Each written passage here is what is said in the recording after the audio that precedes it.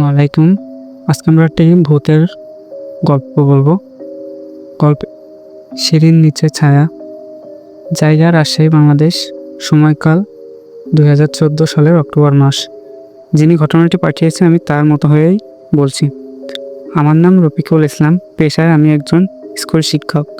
এই ঘটনাটি ঘটেছিল আজ থেকে প্রায় 11 বছর আগে, যখন আমি রাজশাহীতে নতুন পোস্টিং ছিলাম। স্কুল কর্তৃপক্ষ আমাদের একটা পুরনো বাড়ি দিয়েছিল, যেখানে আগে একজন সিনিয়র শিক্ষক থাকতেন। উনি হঠাৎ করে বদলি নিয়ে চলে যান। বাড়িটা দেখতে পুরনো হলেও তেমন কিছু অস্বাভাবিক মনে হয়নি।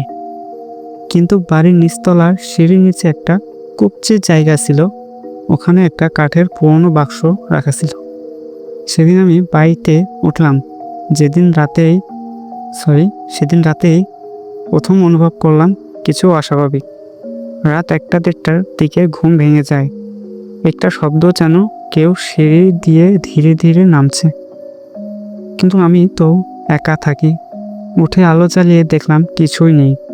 ভাবলাম ঘুমের ঘরে বুঝি ভুল শুনেছি। পরের দিন স্কুল থেকে ফিরে দেখি সিঁড়ির নিচে বাক্সটি খোলা, অথচ আমি তো সেটা খুলিনি। ভিতরে শুধু একটা পুরনো হ্যান্ডমেড পুতুল ছিল।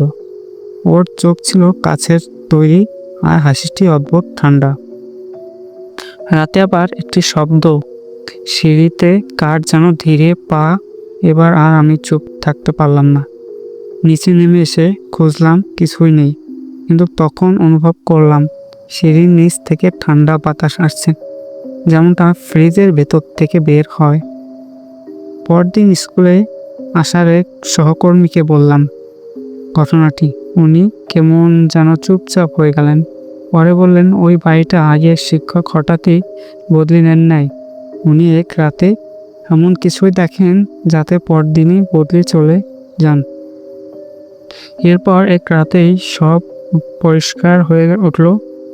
রাত 3টার দিকে ঘুম ভাঙে একটা চিৎকারে। একটা মেয়ের কান্না আর রাগী চিৎকার। দরজা খুলেই দেখি সিঁড়ির নিচে ছায়া নড়ছে, কিন্তু কেউ নেই। সেদিন ভোরেই আমি বাড়ি চলে যাই, আর কোনোদিন ফিরে যাইনি। ঘটনাটি ভালো লাগলে আপনারা ভিডিওতে লাইক করবেন এবং চ্যানেলটি সাবস্ক্রাইব করবেন। ধন্যবাদ।